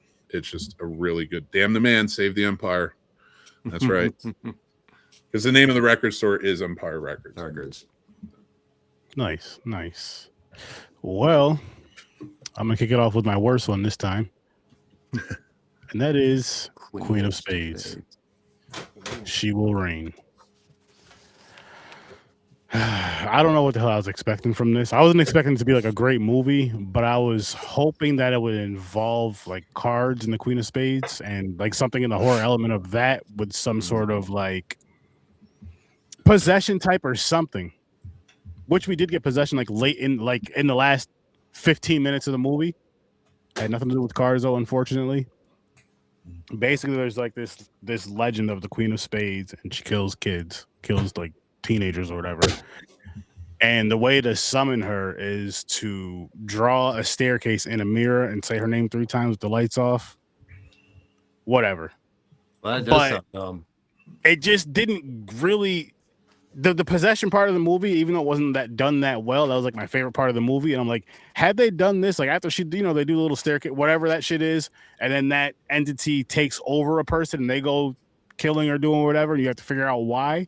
That would have made it better. And maybe something where the cars to stop. I don't fucking know. But this shit just, again, cool. I like the title of the movie, and I'm thinking, the concept sounds pretty cool, but let's seriously just sit down, people. Fans, writers, everybody just sit down and just take some writing classes. Then take some script writing classes. And then Lots of them. read. Read good scripts, read bad scripts, learn what to do and what not to do. And then before you put this script out, before you even find actors and stuff, you have this script written, have somebody that's been in the game longer that you trust. That's going to tell you the truth. To, check that shit out. Because it's like, I feel like we're getting a lot of rough drafts. We're getting a lot of rough drafts. If you don't know what that is, I mean, I'm going back to English school, right? Well, I think you hit the nail on the head. I don't think there's as vigorous copy editing as far as narrative and content as there used to be, especially in Hollywood. I mean, this was indie, so this wasn't even. I can't blame this one on Hollywood. This is just like, well, it is. I need say somebody to say sometimes, if it's your baby, you need other eyes to go. Yeah. No, it needs to be this way. Yeah, I mean, Yeah. I look at it like this: if you have a child, right, you want your child to be, whether it be playing any sport or any instrument, you're not going to just go to anybody. You're going to go to somebody that knows what the fuck they're doing. So it's like, if you want to be a writer, you shouldn't just go to anybody or just Google it. You should sit down and talk to somebody that knows what the hell they're doing and learn the craft and respect the craft. Because I can forgive bad acting. I can forgive a low budget movie. It's starting to get harder and harder and harder to forgive a bad script. When writing, you could literally sit there, even if you just practice writing every single fucking day, because you want to get better at it every single fucking day for, say, like a year straight, 2 years. Then you're like, you know what? Now that I've been doing this for 2 years straight, every fucking day, over 700 scripts, let's say, now let's let me really put something together. Because now I have all this shit out of here. Not only did I do that, but I have people on different levels of writing. Maybe you're cool with an English teacher. I don't know. I mean, as far as like grammar and all that good stuff too, to learn how to write. And then you meet somebody that knows how to write scripts. Yes, I love that. I only want to point out one thing. If you really want to tell who's a bad writer before you even watch the movie, see if they wrote and directed the movie. And if they did write and direct the movie and it's over 2 hours long, they don't know how to write. Oh, this wasn't over 2 hours long. And they don't know how to edit. If they're the editor in the movie, They're the editor of the movie, you're screwed. This was rough. That comes like, Ishtar level bad. But, I've never been a big fan of like somebody who does all those jobs on a movie. You tell that to Ryan Coogler, because Fruitvale was over 2 hours. But Ryan Coogler listens to other people. He actually is. Auteur somebody, and theory he is a took this thing, classes. but auteurs make shit at times. Auteurs are amazing, but if you look at the overview of an auteur's catalog, there are a couple poopers in there most of the time. Actually, the I take that back. Fruitvale was an hour and a half long. Take that back. The problem with like somebody like Ryan Coogler, we don't know if he's a bad filmmaker or not yet, because we just keep falling in love with Michael B. Jordan. Oh, no, We're like, hey man, you gotta take him out of here. Like, we don't know if you're good or not. He's just in his dreamy eyes now. That's what it's into. And then my next one, Rosario. This one was decent. It was about, so a lady's grandmother passes away, and her mother had already been passed. That ties into the story. I don't want to spoil that too much, but her mother passed away earlier, whatever. And so they call her. I don't know. The super of the building or whatever calls her and lets her know that her grandmother died and that she can come get the body or whatever, stay with the body, and so the family can do whatever they got to do. And so she goes, and her father calls to try to stop her from going, but she's like, "Dad, you're in Jersey. They're in the city. There's a snowstorm." She's like, "It's gonna take you 3 hours to get here." She's in New York City. He's in Jersey. So she goes to the house, and basically it's like haunted, and then her grandmother's corpse is also there. And it's one of those ones to where like it started out and you're just like, oh, I can't wait to see where this is going. But when it got there, you're just like, not that it was bad, but you could have did so much more and did so much better again with the damn writing. Not written bad, but this is where, again, you do an outline, you do a rough draft, you do another rough draft and another one and another one, and then you do that final copy. And you just have to do a few. And I'm only just speaking from freaking days in high school and college, the brief college experience of writing papers. I don't even talk about writing a script, but I'm sure, yes, the process is different as far as writing a script, this, that, and the third. But as far as the writing in general, as far as the outline and the rough draft, that's super fucking important.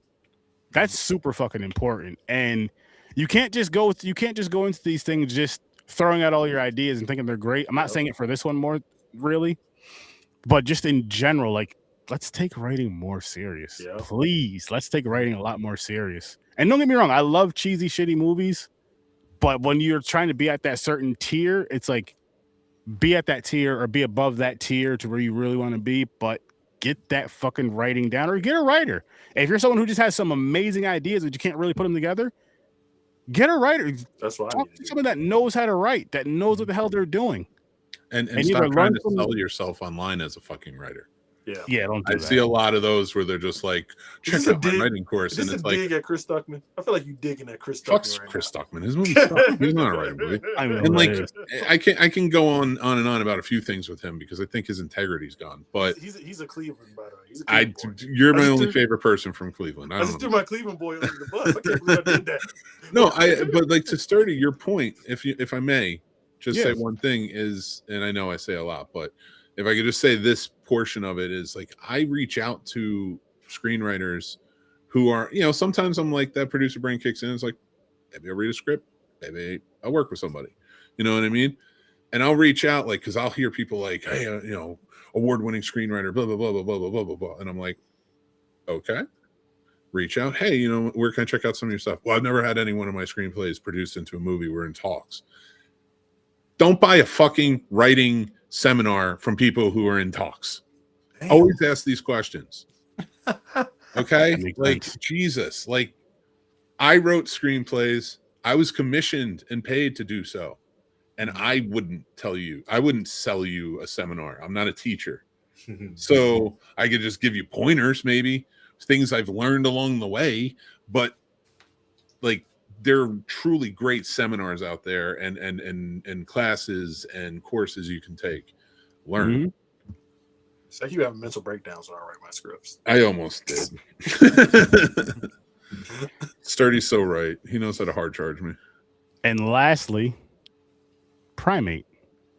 Now this one, I had a really, really good time with this. Story, not so much. But as far as like the monkey in this movie, that motherfucker was going off. Yeah, you're right. Monkeys have tails. You're right. He was going off. Ben was taking shit over.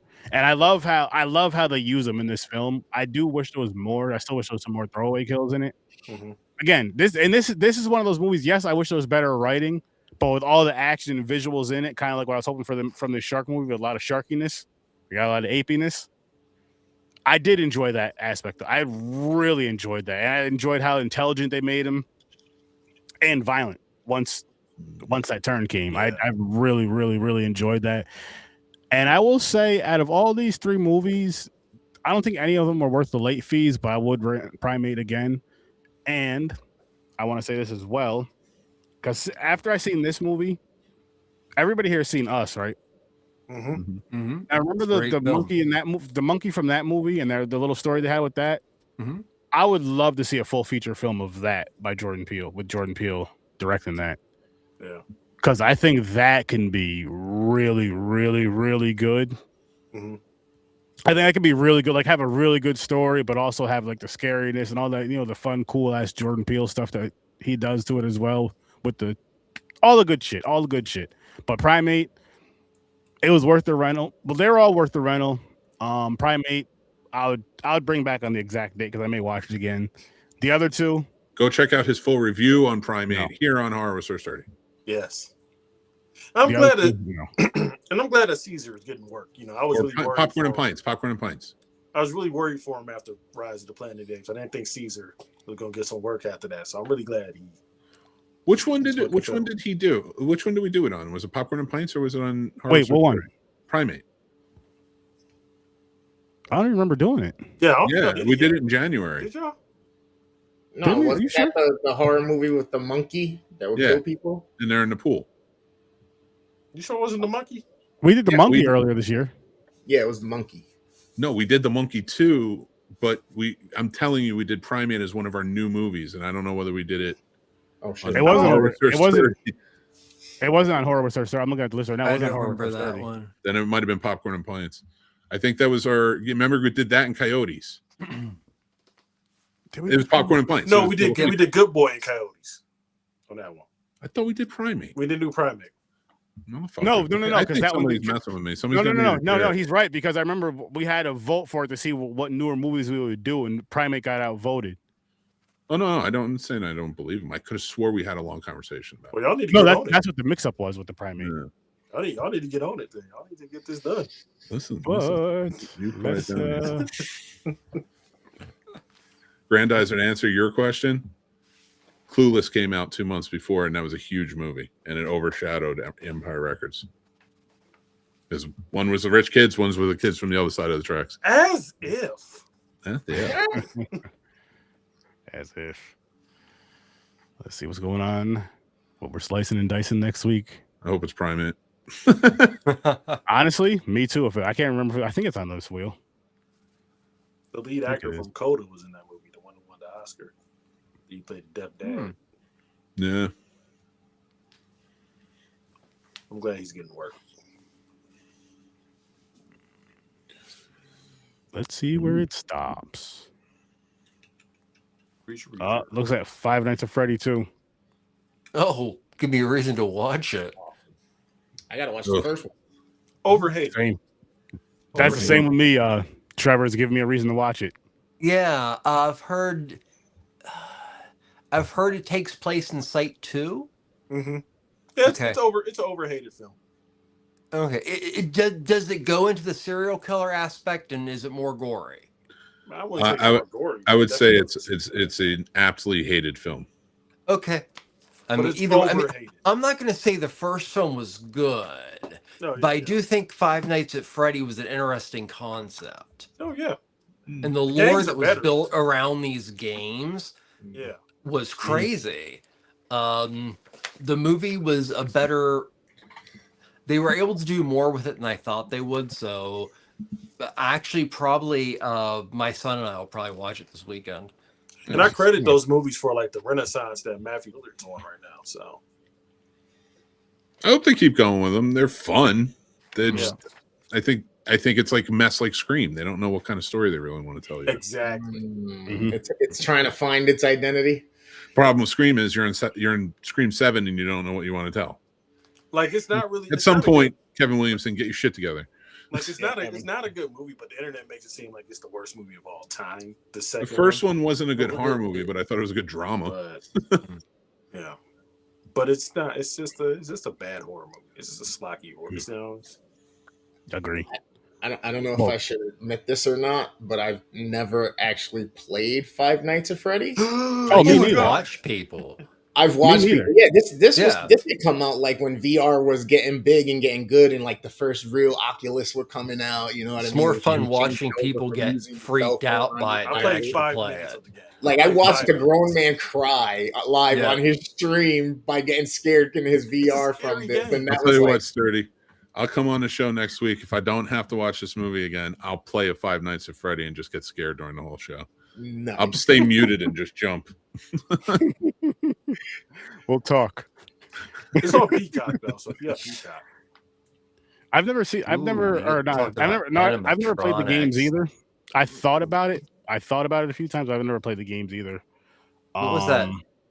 it's like Slender Man. You remember Slender Man? It's like Slender Man. Oh yeah. Fuck Slender Man. I'll Remember punch you in the face. Cage ripoff of Five Nights at Freddy's? Yes. Like Wonder Night at Willy's Wonka thingy. Willy's Willy's Wonderland. Willy's Wonderland. Which I love is that fucking movie. great. Has a useless sex scene in the middle of it, which I discovered. But I thought that was actually learning about. I enjoyed that more than the first Five Nights at Freddy. Yeah, I used to. I used to be friendly with the director of that, Kevin Lewis. Good dude. Mhm. Fun movie. Yeah, he had a good time with it. I had him on a show after that movie came out. He delivered actually a lot of what the fans really wanted from the Five Nights movie. I'm gonna ask you more about that later, man, because you said it used to be, so I kind of want to know what the fuck happened. So I ask you more about that off pod.